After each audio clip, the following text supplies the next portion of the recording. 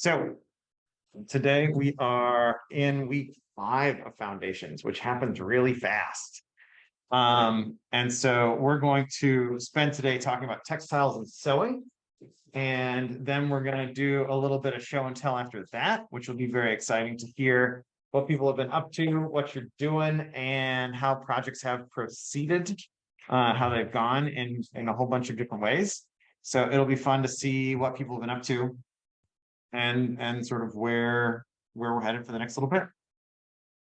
So this is it's a big change from metal shop stuff, which is really delightful, actually. Sometimes 2 weeks and then you move on is a really good way to explore different things. So let's see. We're going to go over tonight types of fabric, hand sewing and stitch work, machine sewing, fiber arts, some heavy duty sewing, and then dyes, bleach, and designs. And so there's a whole lot of things to take a look at within fabrics. There's no way that we can possibly get to all of it. But one of the things, and then we said this before, one of the things about the older practices that you might explore at MakeHaven is the older a thing is, generally the more words there are about it. And we've been wearing clothes for a long, long time. So there's tons of words about it. And it's really helpful to just have a list of all kinds of sewing glossary items. I think Puma actually added a glossary sort of list for one of the previous units. They're really, really helpful. So just seeing sort of what these words are, if you wanted to get a sense of them, can be a lot of fun. And I'm scrolling. I made it to I, right? So there's a lot to see in here for actual like words and text and thoughts. And these slides are a lot of images just to sort of explore what this is going into. So I think I would, and feel free, as always, there's going to be many of you in the class that know more than we do about these topics. And we might have something even on this example page that aren't the most correct version of what's going on in the world. So please at any time feel free to correct. It's true for everybody. Happy to make things better if we can do that. But this is how I think of fabrics. I try to break them down into 3 classes of textiles. If you're really talking about a woven or thread-based fabric, there's other types of fabrics. So we're going to look at some of those. But if you're breaking down into the big 3 groups, there's weaves. There's really 2 groups, like a weave and a knit. And then there's felted versions of those. So a weave is like a plaid shirt. Like I'm wearing a woven shirt where every one of the threads shows up on both sides. They're sort of inverted colors sometimes. And if you pull one of them, the rest of the shirt is sort of there and going to be fine. So all of the threads go straight through. They don't zigzag. They don't interlock. They just exist as set, and they're done on a loom. And so they reinforce each other as a whole, and they really work together. Some weaves have like ripstop fabric where there's extra thick threads every so often, so that if you've got a hiking jacket and you walk into a branch, part of the branch, you might get snagged and the branch will tear a little hole in the jacket, but it will stop before it goes really far throughout the jacket. There's a lot of things like that can happen. But knits are the other camp. Knits look like this. These are a little closer to the crochet life.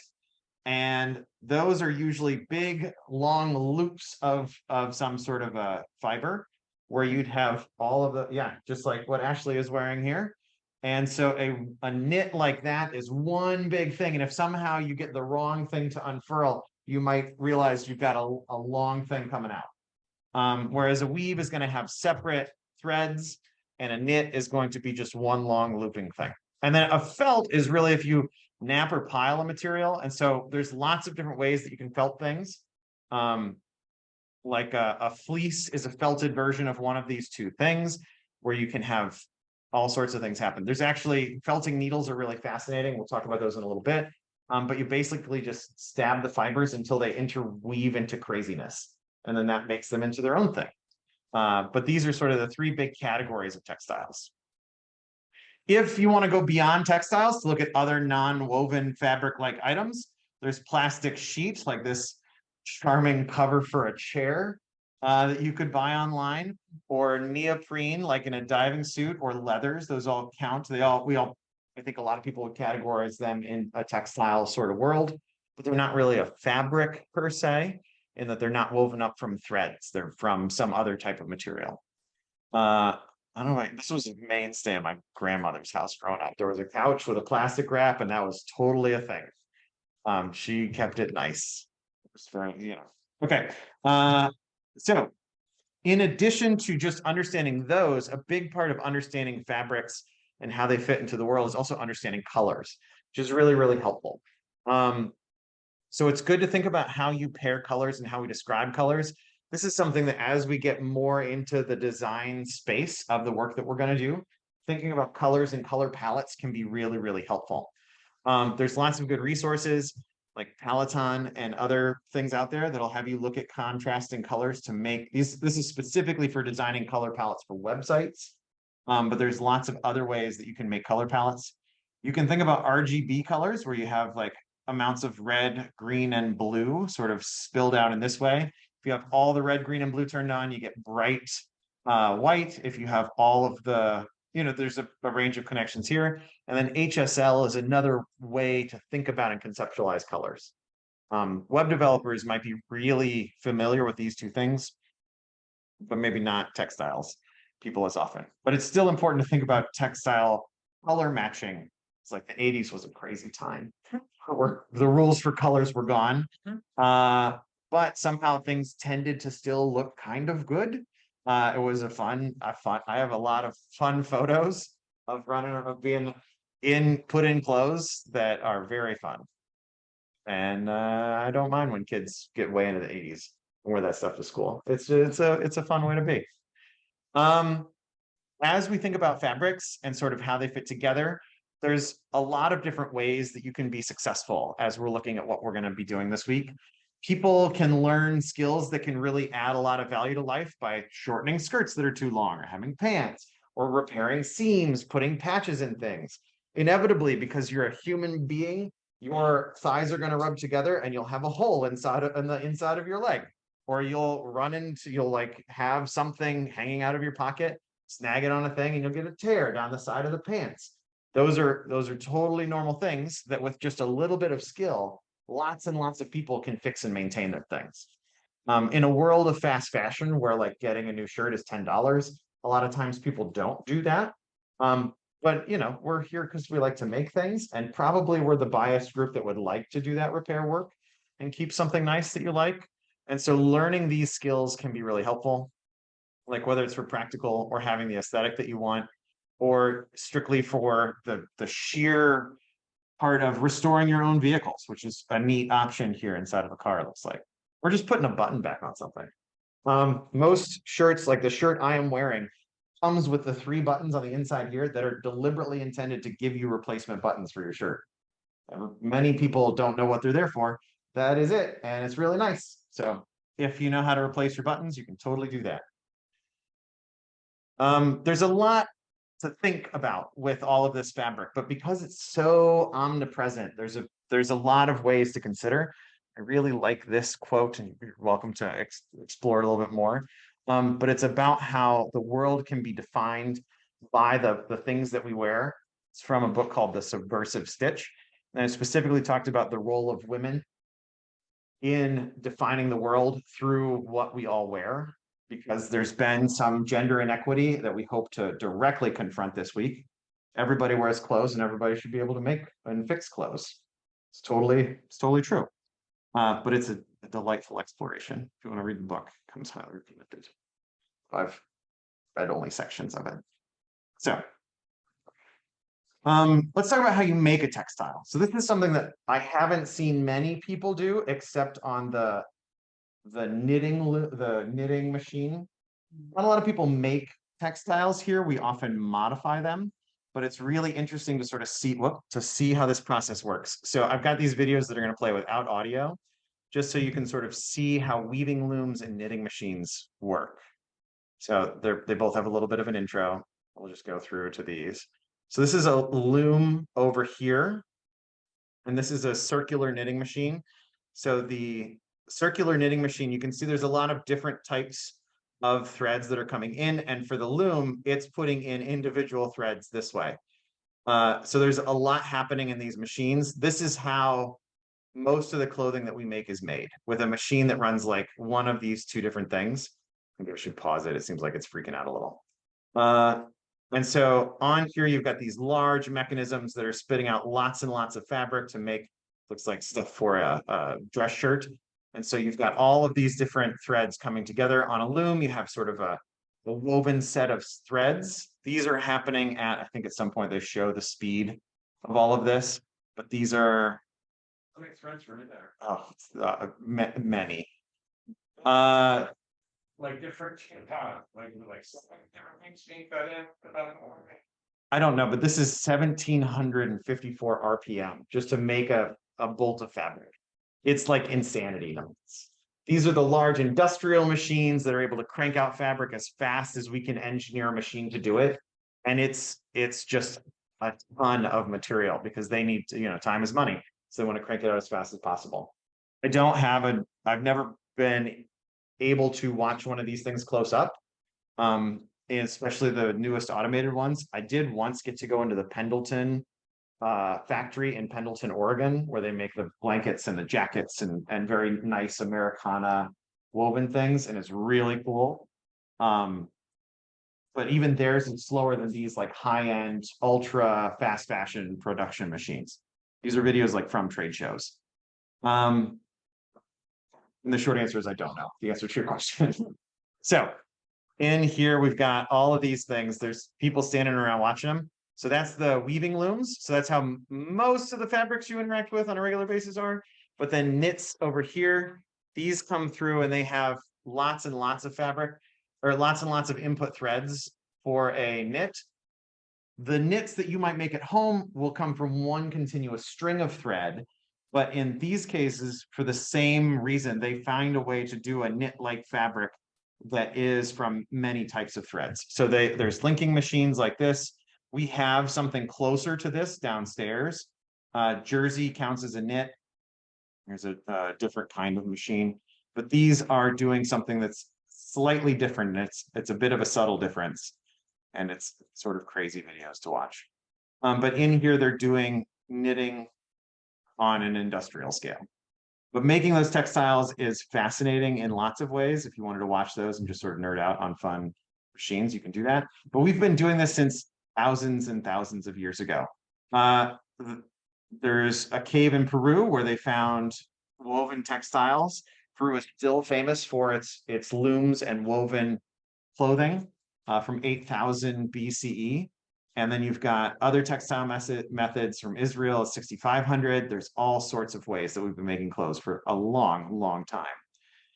But once you have some sort of a thing, and these are all made by a friend of mine who's back in Cleveland. She felts different things, little sort of characters here. This is a fun felting process. These are neither woven nor they're neither weaves or knits. These are felted. And so felting is a thing you can do with fabric that happens. Usually you get like sort of there's batting that you put inside of a pillow that just comes as sort of a mess. And you stab it with felting needles a lot of times. And let me Google felting needles just so you can see what those look like. These are a really cool way. Yeah, something like this. A wool felting needle.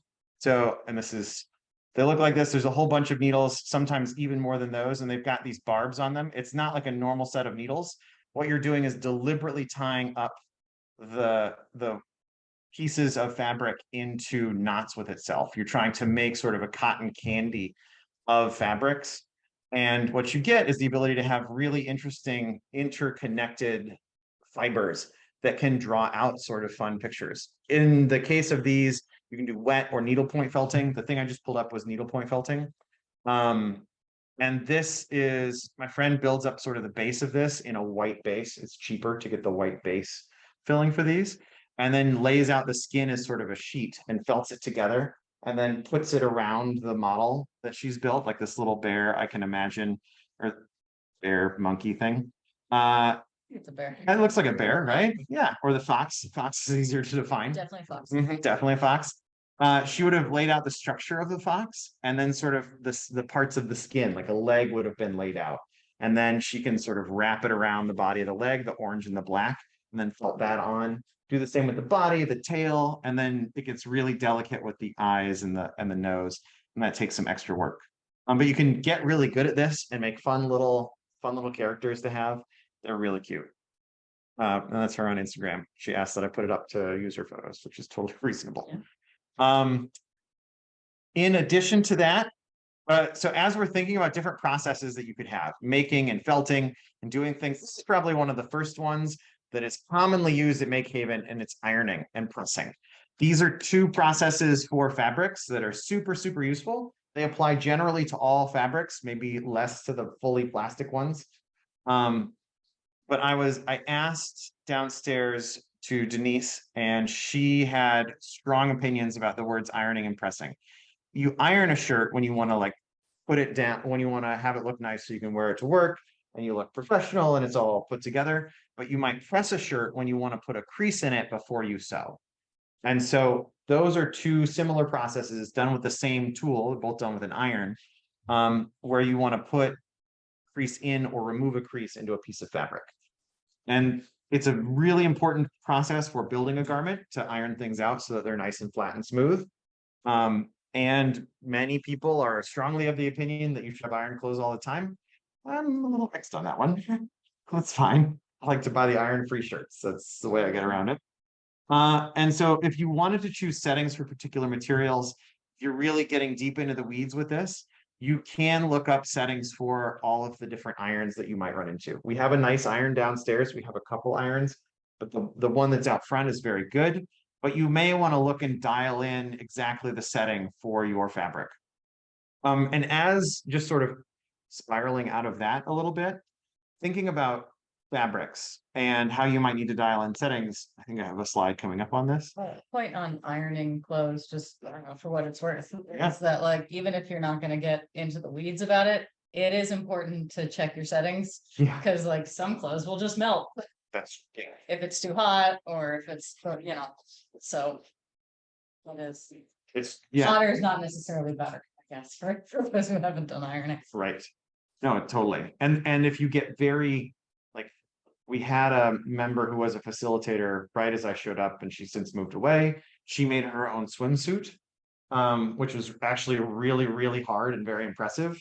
But she had to look up very carefully, like, what's the temperature I can, how hot can I get this when ironing? How do I press it correctly? Because that needs to be just a little hotter, but not much hotter.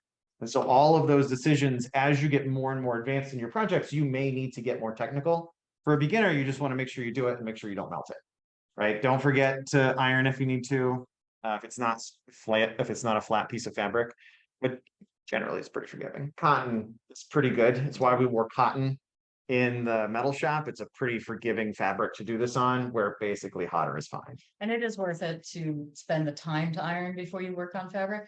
Yeah. Because if you have creases in it, then it's what you're like where and how you're connecting it isn't gonna be quite right because the creases are, the material is folded up on itself. Yep. Just like jointing and planing in the woodshop. Yeah. Exactly the same. Yeah. I'm working on my theories that sewing is basically woodworking. I think that honestly, quilting is just like making cutting boards. So it's the same exact thing. Yeah. I think what we're all saying is just smoother is better. Yeah, that seems right. That's just fun. All right, so we explored a little bit about fabrics, and there's many more. There's no way that we had an exhaustive exploration of fabrics. But once you have a fabric, and this is where a lot of people like enter the game. They have a fabric, they bought it, it was reasonably smooth, it came off of a bolt, or you pull it out of a bin and like anybody can do the ironing thing. Now, what do you do with it next? This is where most people will get a little nervous about how to move forward. And so we want to talk about these different processes you can do. So hand sewing and stitch work, machine sewing, some fiber arts, some heavy duty, which is going to feel like a repeat, but trust me, it's different. And then dyes, bleaches, and screen printing, and like other sort of dyeing processes. So here's another delightful quote from Kinda Art Sorta Tapestry, where basically they say, forget it on all the definitions. in building the things of the world, you can define them as you want. A lot of these rules, as long as you start to think of the overarching principles, they're really connected and you can define your world as you go, which is another fun exploration. You don't necessarily need to comply with codes and conventions, but it is often helpful to know what those parts of the world are and then find ways to explore and reinvent them, which is something that's really cool about MakeHaven, is that people are often questioning the world. Okay. Hand sewing and stitch work. So this is the first of our topics. These are the classic stitches. These, if you Google like, how do I stitch clothes? What are the most common stitches? These are probably the ones that you're going to find. There's a whole collection of them. You might have learned one or two. The whip stitch is a common one. It's like the simplest thing to do. The running stitch is just an up and down, like the thread is swimming through the fabric. There's the base, the back stitch, the invisible ladder stitch, where you sort of hide it behind a fold. Catch stitch, which looks to me like stitches like you'd get when you have a big cut. And then a blanket stitch, which runs along an edge of a piece of fabric. Learning how to do this definitely has its value. And if you want to level up your game once you're past a sewing machine or before a sewing machine, you can totally learn how to do this. If you're doing repairs, this is probably going to be how you do them. So learning some of these stitches can be really helpful.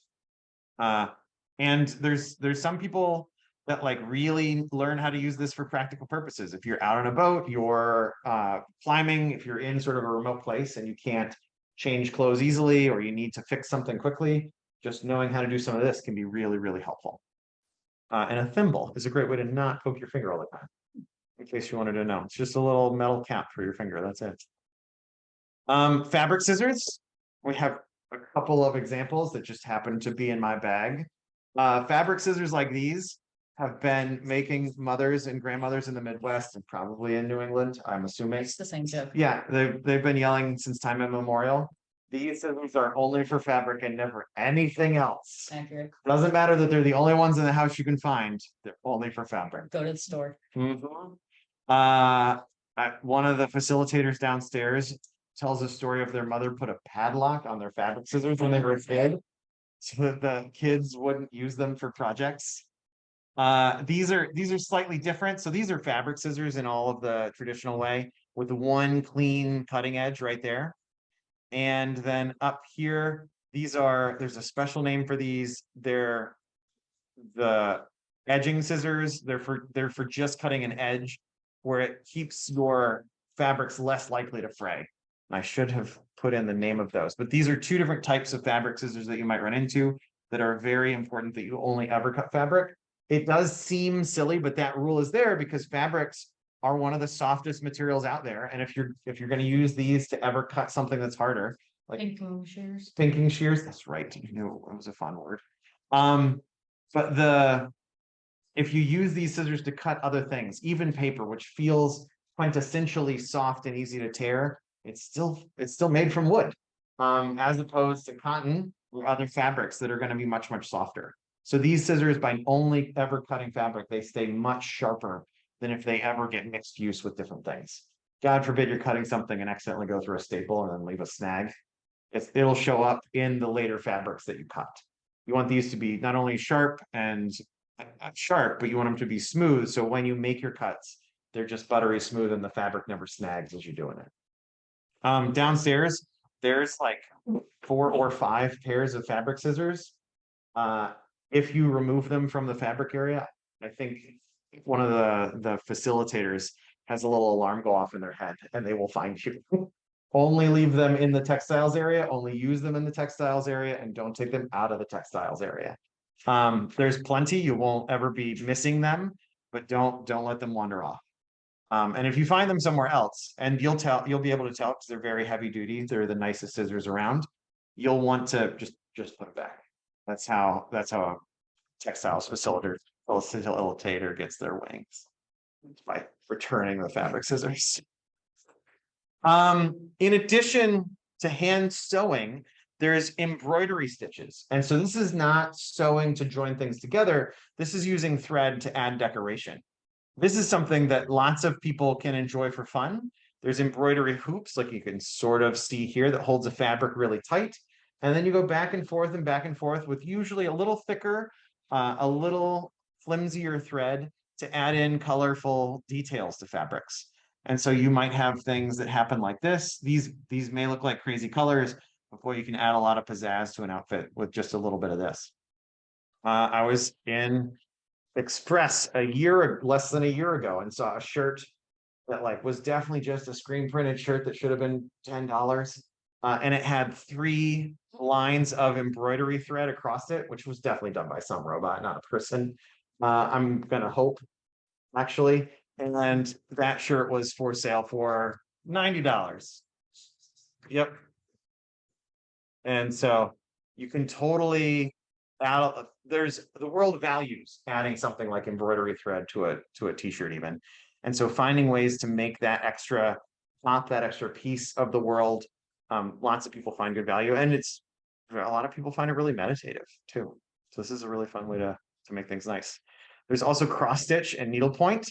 These are, and like lace work down here is really cool. These, I really love cross stitch, especially the stuff that swears. I just find it very delightful. This house was ubiquitous for me as a kid. Every time I would go to a friend's house, everybody had one of those covering a Kleenex box. I don't know, it was just very popular. They must have sold a kit at the time, and it sold very well. Any of you ever seen one of those? Yeah, sure. Something, yeah. I mean, you pick it up and it seems like a fun hour-and-a-half craft for sure. Down here, there's other ways that you can be creative with fabrics, like lace work. This is a short video, I think. Oh, that's an ad. We'll come back when the ad is over. But you can do lace work like this as well. It takes a slightly different skill set. A lot of these are just planning. These come on a fabric mesh, and then you just do crossing back and forth with fabric until you get the color that you want. You can usually download plans for these fairly for free or cheap, and then you can make things that you want to make, which is a lot of fun. Let's see. Or no, we're still doing an ad. Janet just put a link up in the Slack channel about a fabric place in Rocky Hill that I'm very excited to go to, and then Tandy Leather, which is a real staple. I don't know if they're local or not, or if you have to order from them, but Oh, that sounds neat. We'll go check that out in a second. yeah. As actually, we'll take a look. This is a person making lace by hand. You can see she's tying lots and lots of little knots or doilies. These were called doilies when I was a kid. There were some doilies made by, look at her go. Take it to corner speed. Yeah, I don't even that. It's still too fast to follow. Yeah, I believe it. But that sort of stuff is the kind of thing that I grew up with, people saying these are like very important heirlooms that you don't spill anything on, or like they go on a table and there's a piece of glass on top of them, that sort of a thing, because this is very much high art to make that work. So it's really cool. Let's see, Tandy Leather. Yeah, it's incredible what she's able to pull off. Here's Tandy Leather. We're going to get into heavy duty in a bit. You can totally buy leather of all sorts of kinds. There's vegan tan leather or other types of leather. And here's affordable fabrics. Where's this? Is this one nearby? Rocky Hill. It's about half an hour. It's up Wallingford. It's right in the Wallingford region. Sure. So these are all hopefully places where you can get reasonable things. Uncas Hill is over by the casino, so less. Okay. Less close for most of us. But machine sewing. So let's say you have all these things and you found some cool stuff that you want to do with fabrics, but you'd like to put them together. The fastest way to do that is going to be with a sewing machine. And this is a skill in and of itself, just being able to get a stitch to happen. Now, if you sew by hand, you're going to put the thread up and down over a piece of fabric. So here's a piece of fabric or two, and you can see the stitch goes below and above and below and above. If you have a tear on the one, the other side is probably going to be there to hold it. Using the machine, you get almost every sewing machine is a lock stitch sewing machine. And so instead, they take their 2 threads and one of them is on top and one is on the bottom. And in the process of stitching, they go above and below and they sort of loop over each other. And it means that if you do the same exact damage to that machine stitch, it's going to start to pull. And I'm sure we've all had a shirt where like a thread goes and then the whole, all of a sudden the whole thing on your sleeve is just, it's just done. Yep. And so a machine lock stitch does this and the threads pull. If it's by hand, you can do that. It's why many people will, with great pride, say, I prefer hand sewn clothing every time because it is genuinely better quality, because it's less prone to damage. Because if it has the same little snag that tears a thread, it's going to be fine afterwards, or you have more time to handle it. But taking a look at, if we're going to think about sewing machines, there's all kinds of sewing machines that we have downstairs. We have a lot of two-thread construction sewing machines. And that's the long arm quilting machine, which is called a Sweet 16. A standard sewing machine, we have several of those. There's a whole bunch of different brands of them. This is the sort of, I got a sewing machine of this kind for my 30th birthday. And so there's lots of different standard sewing machines down there. They're very, very useful. This is what you've probably interacted with at home. The long arm quilting machine is specifically for quilts. I think it's like 12 grand new. We got it used, which is great. There's a CNC embroidery machine that does just use 2 threads. We have 2 of those, but the brother embroidery machine is probably much less used now. And then there's the heavy duty one, the Fabricator. And the heavy duty Fabricator is colored black. It's built into a table and it can go through multiple layers of leather or denim or boat sails or tent material, wax canvas. It could go straight through your hand if you put it in there, which is not what we want anyone to do, but it's got unbelievable force on the Fabricator. The settings are a little finicky, so don't go, it's a whole separate badging for that one because the settings are a little bit more delicate. Then there's more than 2 threads. So for garment construction, you can use a serger. We have a serger machine that takes in 4 threads, and you can use anywhere from 2 to 4 threads to serge. It can add a nice finishing thing. It can also cut as it sews. So if you want to get a nice, and it can roll and cut and sew all in one maneuver. And that's how you get a nice edge on like a t-shirt. Those are all done with a serger where it rolls the thing over and it stitches it. Probably even the shirt that, If you look at the clothing you're wearing, most of the edges will have been done on surgery. yeah, where it's rolled and then stitched, that's a serger. So just about everything has got it. And so any basic t-shirt you're doing, the bottom of jeans are done on a serger. There's a lot of clothes that you're used to wearing that are finished on a serger. And it's really for building garments. And then there's the CNC embroidery machine, the Baby Lock. That's the very tall one. It's got digital inputs and it can do all sorts of crazy designs. Talk to Darcy about how to put your own embroidery logos on things. It's really cool. And we'll talk about it a little bit in just a little bit. But in general, there's only I would say 2 to maybe 4 essential stitches that most sewing machines need to have. And it boils down to basically a straight stitch or a zigzag stitch. And that's just about it. You could argue the buttonhole is an essential machine stitch or a couple others, but a straight stitch like this, where they all just go in a line, that is a standard stitch you'd use for a normal fabric that's not very stretchy. If your fabric is stretchy, you'll often want to use a zigzag stitch because those zigzags are sort of like a compressed spring. And if you pull real hard on the fabric and it stretches, even though the thread isn't very stretchy, they'll be able to uncoil the spring of the zigzag. So it allows you to have stitches that are strong and not flexible, holding together flexible materials, which is a really important part. But often, a lot of people overlook when they're getting started. But it's an important feature, you'll find out quickly.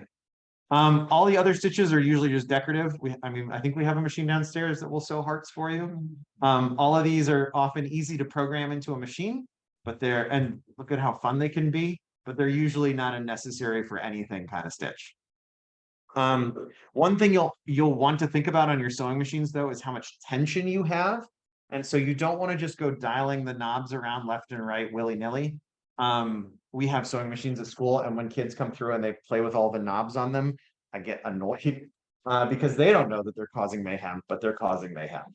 And so if it's too tight, you'll snap a lot of thread. If it's too loose, you'll have a different, but just as annoying problem. In a perfect world, your thread should be tight, not a lot of overhang, maybe just barely see the top. If they're 2 different colors for the threads, just barely see them on either side. but doesn't look like it's tensioning it. So getting those settings on a machine can be tricky, but once you start to learn the basics of how you do it, it really works well from machine to machine to machine. Only the older ones have the ability to do these crazy like chain stitches and tambour stitches. These are much less common now. In a modern machine, you're really not going to get these more exotic versions. But the age of like sewing machines have been around for hundreds of years. They're one of the first inventions that was really widespread so that people could live and work in the ways that we do now. They're very, very old and very well established as a technology, sometimes taken for granted, but they're really cool.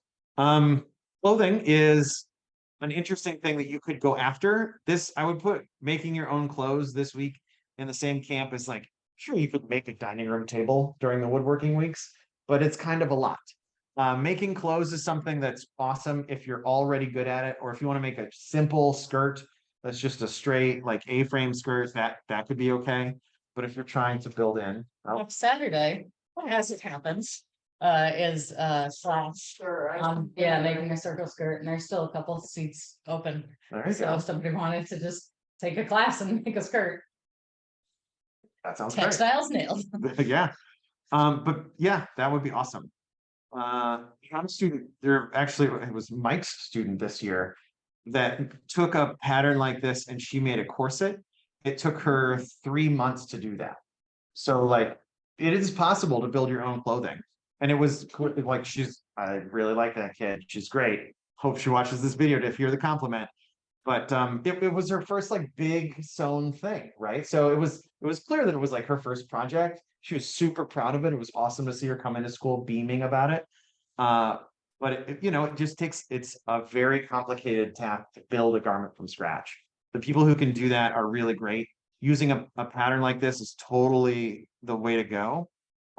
There are a handful of these that you can get your hands on. As a kid, I remember sitting in the back of a Joann Fabrics while my mom would pick through them, because it's just the thing to do. And now you can download them and print them on our wide, large format printer, which is really neat. Denise, who's one of the fabric facilitators, did that for Adam Savage's leather and canvas bag. And so she has the design. If you want to chat with her, she might be able to find your way towards a file like that one. And then you can do the same thing out of leather and wax canvas, which was really neat. Do you have a link to that YouTube video? I don't, but she definitely does. And I can find it for you. So it's a neat process, but it's really cool. If you go into fashion design, this is what you're thinking. And it's not to be underestimated. That is complex work. But it's like a cultural icon. Like look at how you can pretty instantly identify different cultural parts of the world from how people have constructed their clothing, from different, like where they've been, what era they're in. Like there's so much information that gets communicated by the garments that we wear and how they're built, that it's something that is quintessentially a part of how we identify ourselves to like an unbelievable extent. So it's something that's worth giving plenty of reverence to just because of how complicated it is. And I would say modifying clothing or building clothing could be like this would be my awesome high goal for one day I would like to get to build. But it's really cool. If you don't want to make clothes because you don't like them and you just want all sweatpants all the time, which I get, you could try quilting. Quilting is equally complicated, although it often gets underestimated in various ways. But this is very much like cutting board construction in my mind. So in the wood shop, you're doing cutting board things. You want to cut straight lines, put together joints in predictable ways. That's what lots and lots of quilting is. And geometric quilts like this can be really interesting and complicated, not only because you need to think about the shapes and how they join, but how are the colors going to work together. In a cutting board, you have like brown and slightly different brown. On fabric, you've got all sorts of options. And so you need to think about, do you want it to look like it came from the 80s? Do you want it to be made from t-shirts from a past part of life? Do you want to make a quilt out of grandpa's old shirts that you have fond memories of? Like those sorts of things you can think about and try and put together. With the Sweet 16 quilting machine downstairs, once you have stitched all those together, these like pillow stitch things are really nice ways to add that extra dimension to a quilt. I don't know how often I think a lot of people don't go shopping for quilts just because like, why would you? But if you ever try to purchase a handmade quilt, you're in for hundreds of dollars very easily. They are quality handmade products that are not to be underestimated. If you want to get a handmade comforter, it is a serious gift that someone would be very happy to receive. So, fiber arts, here we go. These are other things that you can do. You can try and make your own fabrics from raw fibers. You can do that by weaving. Like we said, this is I Googled Peruvian weaver, no, Peruvian loom. This is what came up.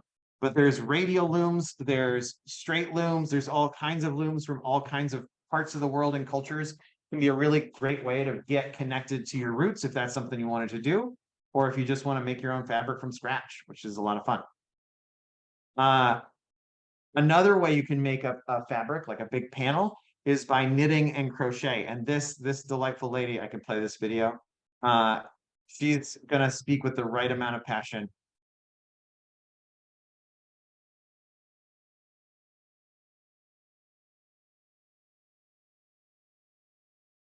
Yeah, that is a very restrained amount of anger. I have seen people be much more ragey. They're not the same. So you can't, please don't mix them up. There's a big difference between the two. And as you start to think about knitting and crocheting, there's very strong opinions about which one people like to do. I am not savvy enough to know the difference between the two of them on site, but I believe this is a crochet hook Yes. and these are knitting needles, which I could tell you the clear difference between the two, Yeah. besides like with crochet, it's all handmade. If you ever see crochet work, it's gonna be handmade. Knitting work, you could only make that from, like, you could make that from machines, right. but like it's also, how to say, it's easy to fix versus crochet, it's made out of like, you basically are looping a thread in a loop over and over again. Right. That's very much what I was 100% agree. It's crochet is just the loop. And I've heard knitting explained as a series of fancy knots. It is. Yeah. So like if you wanted to try the difference between the two, the crochet is just a bunch of loops and knitting is a bunch of knots. And so if you really want to learn a bunch of different types of knots, you can do the knitting. And if you really like the looping and how to make that work, that's the crochet world. If I can also add on, Please. you're also able to do more decorative work such as cookies. Or if I'm pronouncing it correctly. Google it. Or like flowers or something like I have a hard slide. like just flowers, like a lot more decorative like stuff versus knitting, but versus knitting, which is mostly like maybe you have like patterns. And then limited what patterns you have available. like if you're seeing the ugly Christmas sweaters, that's why I'm like limiting myself to. Or like cable nets, which is like the pretty textured cut, which is also very like it's decorative, but it's a different type of. Yeah. Yeah. Barring this elephant, these are great examples of knitting. The elephant is sort of an extreme that may actually be crochet because I'm not good at spotting the different. Okay, it's crochet. Yeah, the elephant is a crochet. Don't look at the elephant. He's real cute. Yeah, it's real cute though. But other than that, these are all knitting examples where you're putting together mostly panels of things. Even the glove, those are little tiny panels that you connect together, but these are panels with patterns rather than being things that are constructed. So crochet is going to give you lots more of these loopy things that come together. You have lots more control. You can build geometry with it a little bit easier. Winter hats go well with that. And there's various sizes of crochet hooks. So this is sort of the normal one you might see made out of wood, but they have these little metal ones that come in various sizes, and there's all different kinds of way to join these things. This was a common trivet for me as a kid. I would see a lot of people with those on kitchen tables. And then various different kinds of work that come through. But there's really an artistry to this one. I think the Mystic has a knot place in Mystic, Connecticut. I think a lot of what they're doing is really crochet with the ropes from the Mystic knot store. That I forgot the name of, but I think it's the knot store in Mystic. If you go there and you ask for the knot shop, someone will know where it is. Macrame is another fantastic way to do textile and fiber work. This is again a collection of interesting knots. These are often very drapey wall hangings. At the high school where I work in the mailroom, there is macrame hanging right as you walk in that somebody made and donated. I'm sure it was somebody who retired and made it for us. The maybe, I guess I'm supposing that. But in here, there's a series of collected knots, and because the knots have an inherent twist or curl to them, when you build up lots of them, you land in this macrame space. Where you can have sort of patterns to a series of strings, and you get these long hanging things. Think sort of dream catcher like items, although a dream catcher is probably just sort of like a subsection of this. But these are also really fascinating art pieces that you can work with. Lots of good macrame can show up in art museums. It shows up in that sort of a space. As a kid growing up, my grandmother had a macrame wool that I remember being terrified of for some reason, but they're art pieces to be hung on a wall. Lace and tatting is another fantastic way to explore, like we saw that lady doing lace, to explore how to express yourself through fabrics. They come through in lots of different places, and often it's something that's really associated with critical moments in life, during weddings or here with babies. There's lots of different ways where this kind of detail work is a really important marker of big things going on. And so it's fascinating. I have never seen someone make it by hand, but I have been reported to me that lots of I was told that many of my like great grandparents did this sort of a thing in their time, in their free time. So heavy duty. Let's say you've gone through these fiber arts, you found some cool things, but you want to put something bigger together. There's a lot of different ways that you can do that. And it's all around us all the time, including like even the chairs that you're sitting on, there's a little plotch of fabric that was managed in some sort of a heavy duty way. Doesn't really look like a lot of fabric, but it's there. It's that circle leathery piece. But upholstery is all over the place, and it can be put together in a much more broad sort of ways. Like a staple gun starts to show up. The piece you're sitting on is glued to that metal seat. And so you have more industrial connections, lots of big rivets, sort of the combinations with woodworking. Upholstery is a really important thing to think about and consider, and it's another one that can show up in an art museum or it's in our homes all the time. It is a whole different class of threads. Like there's upholstery threads that are just much stronger. Upholstery fabric is much stronger and usually much thicker and costs about double if you go to one of those fabric stores, because it's just much more material than what we wear. And so these are interesting things to start to think about. But if you've ever had an upholstered dining room set, usually it's pretty easy to reupholster it. Like almost to the extent where people who are very on it, they might reupholster seasonally. Like it's surprisingly easy to reupholster some chairs, not all chairs, but some chairs you can really do a nice job very, very quickly with just a staple gun. Or even if you get the shape you need out of MDF and some more like batting or fill, you could make interchangeable seats to put on chairs, which is pretty neat. And it can really change the aesthetic of a room if that's what you're going for. Here's another fan favorite at MakeHaven. This class sells out all the time. Before I put them live. Yeah. And Lila is the instructor. She was in the first Foundations cohort when we bought our first tufting gun. And she and I played around until we figured it out. And she definitely was much better at it from the beginning. But it's this like very raw gun that's based around essentially a drill motor where you're injecting fabrics through a mesh, and then you get to make a rug by hand. And so as you get better and better with that process, you can draw things out. You can make really cool pieces of art. How did the My car still, so it's actually finished. I just have to shear it, which I'm like dreading because it's rough. It's kind of tough because it's like straight up like it feels like I'm shearing a sheep. Yeah. And I've seen Lila do it with like the duck shears, which are scissors that have like a fin off the side. I've seen her do it with a beard trimmer, like sort of thing. There's all sorts of different ways to shear them. Once you have them built together, sort of massaging the front, it does look hard. Yeah. It's in my car. There you go. Take it out. There's some examples, like some people get very good at that part of it, where they'll do like very basic things and then they shear the fronts off to give them like texture. But that seems like magic to me.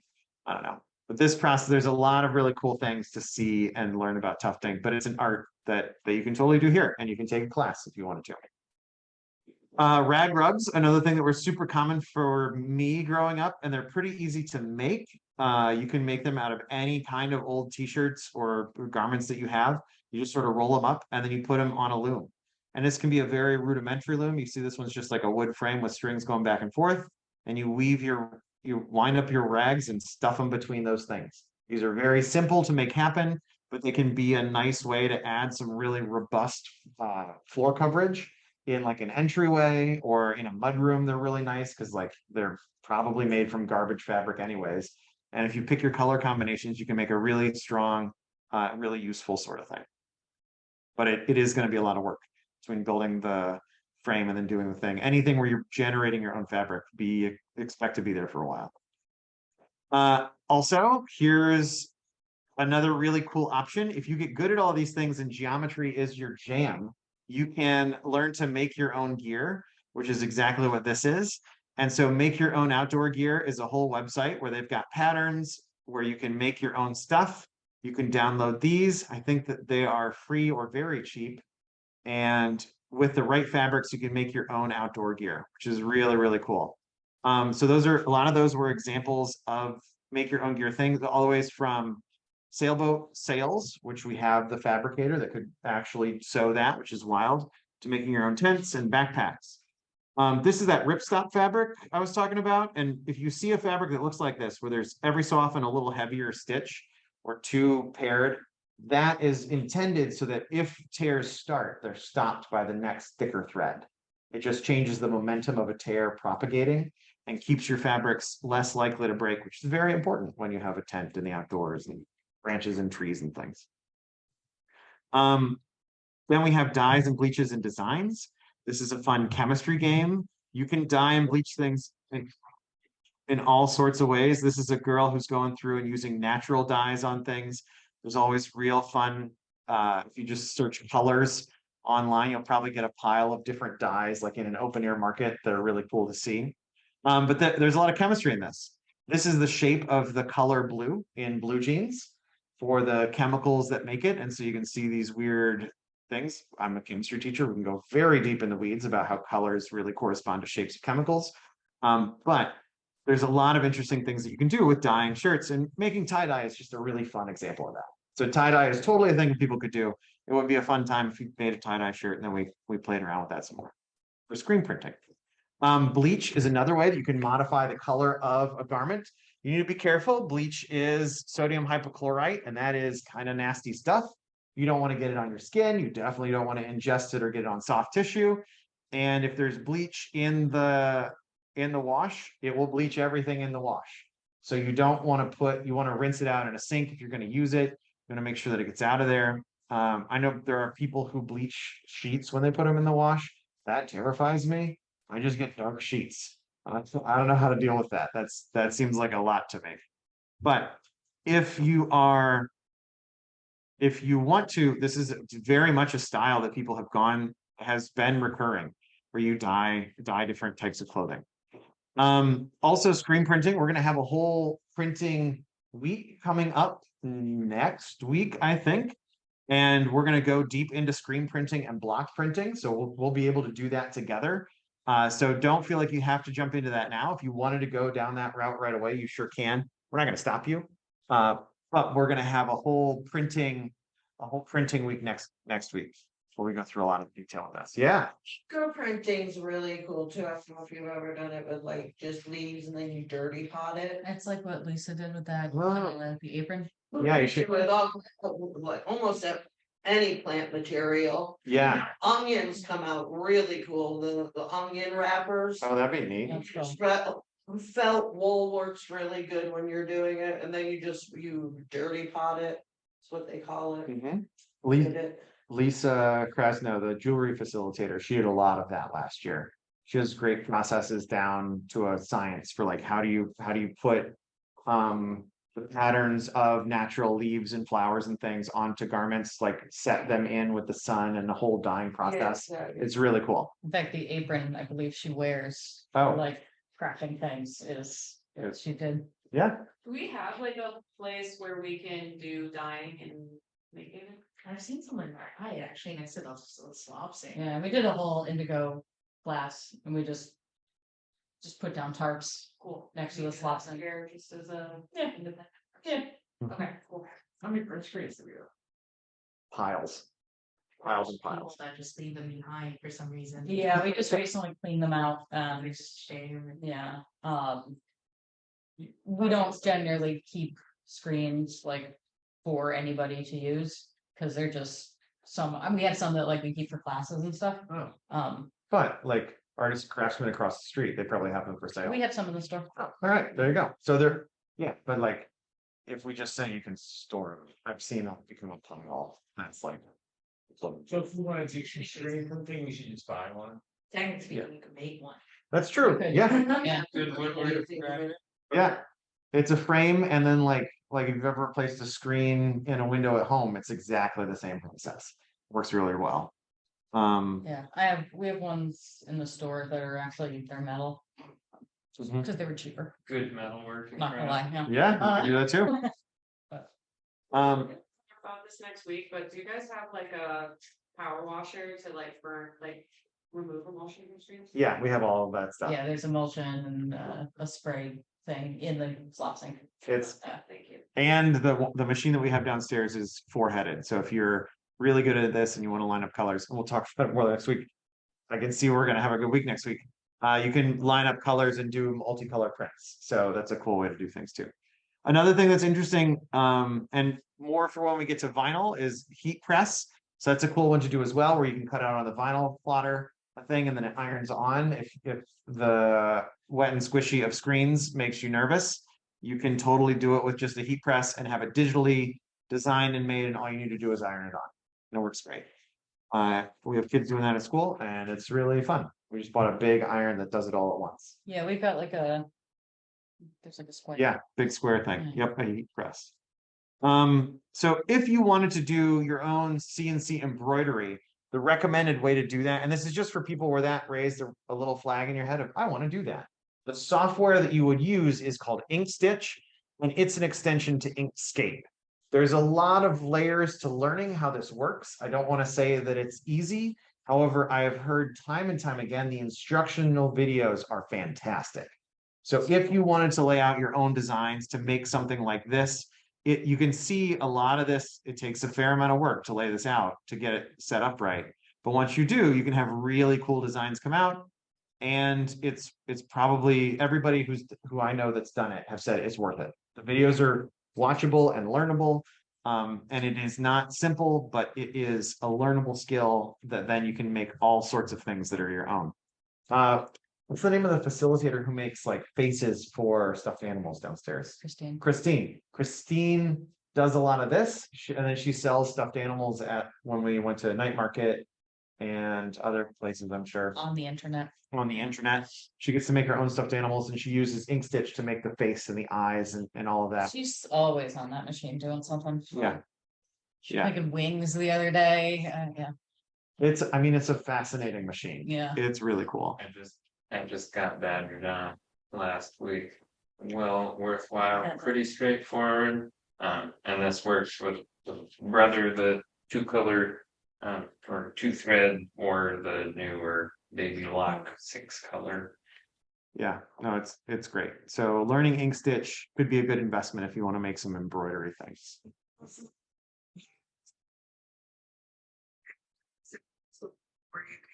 Like get something already digital. You can Down. For that. This would be if you want to take a graphic and turn it into like embroider it using one of the machines we have, but there's tons of ready-made designs that you could just find. Right, that are already digitized. Yeah. Yeah. But if you want your business logo to be embroidered on a polo, You'll need this to is how go you do through it. Yeah. Which like that is a ton of value for a lot of companies. Like you can totally make a ton of cash doing just that. If you have one of these machines and make custom polos for businesses, there will be people that pay you for that. So it's a really neat one. So how do we recommend you get started? What are the things to do? we say that first you should learn to thread a sewing machine. If you want to go down the machine route, this is sort of the recommended path. If you want to do other things, we can help support that as well. But this is sort of if you want to go in the sewing machine direction, learn how to thread a sewing machine. That's usually different for each machine. But once you learn that process, and if you learn it on 2 or 3 different machines, you see there's more commonality than differences.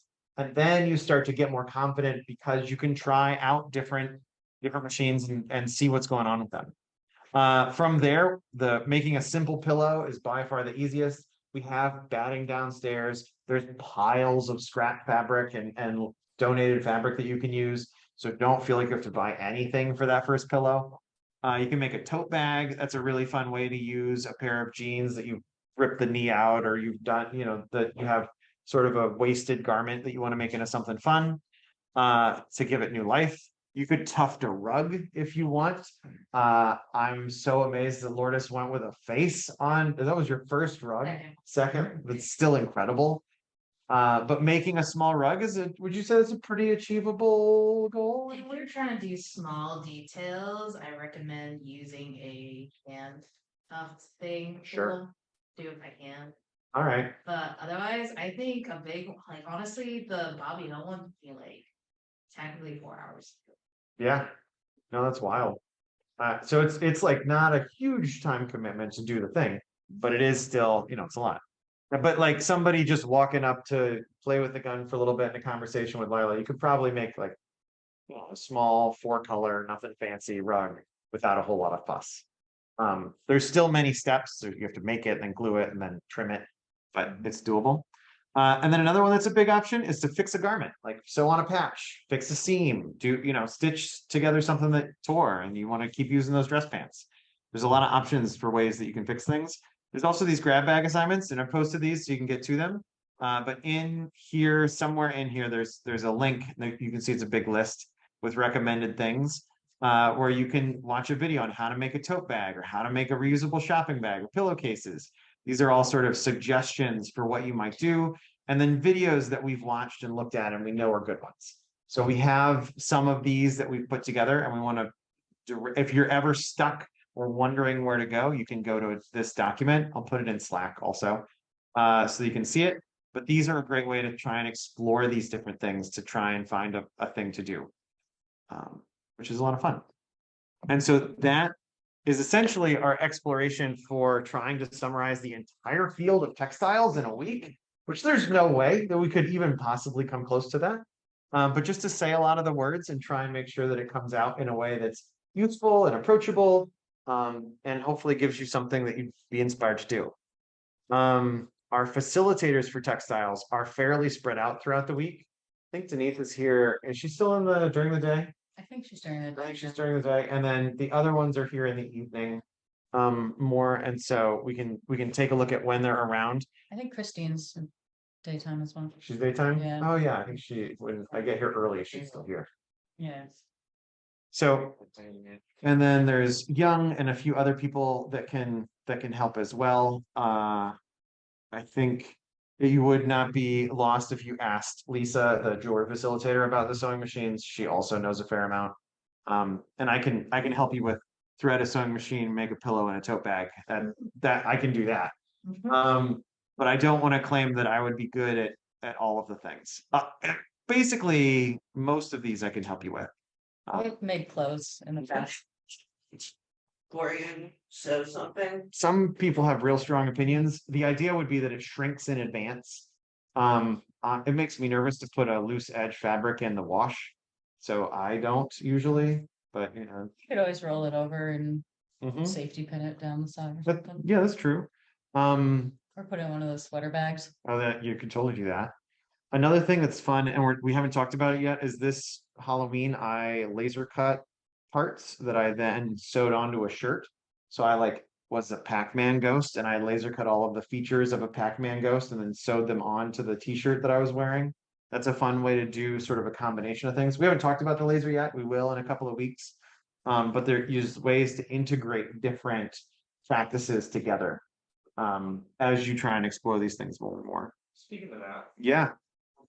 to next week, but with the heat press designs, vinyl plotter will cut it out, that material. What makes the stencil for a screen press? Oh, that's a great Can question. you use a vinyl plotter You to can. You can. make your stencil? That there, But there's an issue. Sleeping. Yeah, I mean, the vinyl cutter has, pretty much shit itself. the one downstairs, yeah. The Cricut, yeah, What's the Cricut? it's like the vinyl cutter, but for babies. Okay. It's. But what does it cut the stencil into for the screen press? It's just vinyl. You use the vinyl as a mask. The like preferred method is to use a chemical emulsion and then you expose it like a photo. So you get very high detail and it's all integrated to the screen. But in the case of the vinyl sticker, you're just making a sticker that's the negative of what you want the screen print to be, and you attach it to the bottom of the screen. And it works great for about 10 shirts and then you're done. Yeah. Versus the chemical emulsion, which will go for 1,000. So like there's some up and down, plus our screen printer or our vinyl cutter right now needs to find a new life. But those are all things that we can think about in making those. You wouldn't use a vinyl cutting for that? If you have the option to not. Yeah, it's not the preferred method. Right, that's okay. So, Yeah. we're done. Last year, we did a shirt for foundations. We're hoping to do it again. The shirt, we tried the emulsion 3 times and the chemicals that we had were just old and they didn't take. So in the day of when we were going to do it, we just made a vinyl one and it worked for the people who were there, but it didn't last. So Are we gonna do that in person? yeah, I feel Next like next week we can do that as a group event where we say like, we're going to do it on Tuesday. We'll like pick a couple days. We'll all come in and everybody bring in a shirt. Yeah. And then we can do it all together. We could maybe even shorten class and do it right. I don't know. We'll have to see. Yeah, we'll figure it out. I'm not gonna be here. All right. Well, cancel the whole thing. Okay. All right. Yeah. All right. It's one of the good like group things. So we'll see what's happening. We'll probably do it multiple times throughout the week. Okay. And so it wouldn't be like only on Thursday night. But it's one of the things that's just kind of fun to do as a group, as like a bonding activity. So we've got this. I feel like it is time for show and tell, which is very exciting.